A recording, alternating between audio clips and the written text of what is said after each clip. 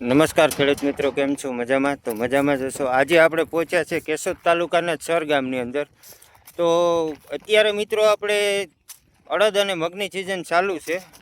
તો અહીંયા આપણે પહોંચ્યા છે અડદ માટે, જે ડબ્બો હાલે છે વિશાલ થ્રેસરની અંદર. તો મિત્રો આપણે જોઈએ કે વિશાલ થ્રેસર અત્યારે હાલે છે અને માલ કેવો ચોખ્ખો છે.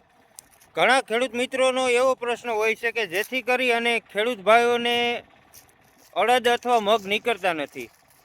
તો મિત્રો, જ્યારે આપણે અડદ વાઢ્યા પછી અઠવાડિયું કે 10 દિવસ સુકાવવા દો ને ત્યારે, કેમ કે તમારે તાત્કાલિક કાઢવા હોય ને તો જુમ્બો છકડીની અંદરથી તમે કાઢો તો તમને તાત્કાલિક રિઝલ્ટ મળશે.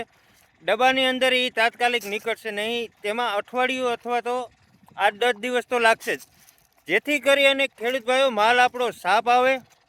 બીજા નંબરમાં કે જે આપણે ભૂકો કહીએ કે પાલો કહીએ, અલગ અલગ કહે છે. તો બરડા વિસ્તારની અંદર આપણે જોયું છે. તો મિત્રો, ત્યાં તો લીલું કાઢી અને ફ્રીમાં આપી દે છે ઘેટા બકરાવાળાને, અથવા તો ખાતર કરે છે.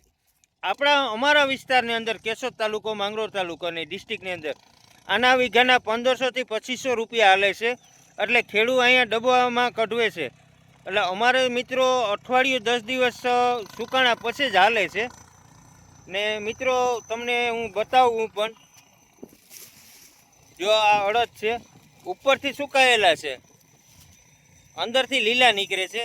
એટલે ખેડૂત ભાઈઓને ઘણાની કોમેડી એવી છે કે ભાઈ અમારે લીલામાં નથી નીકળતા. તો કોઈ પણ ડબ્બા થ્રેસરની અંદર તાત્કાલિક નહીં નીકળે, અથવા તો નીકળશે તો તમારો ભૂકો બગાડશે.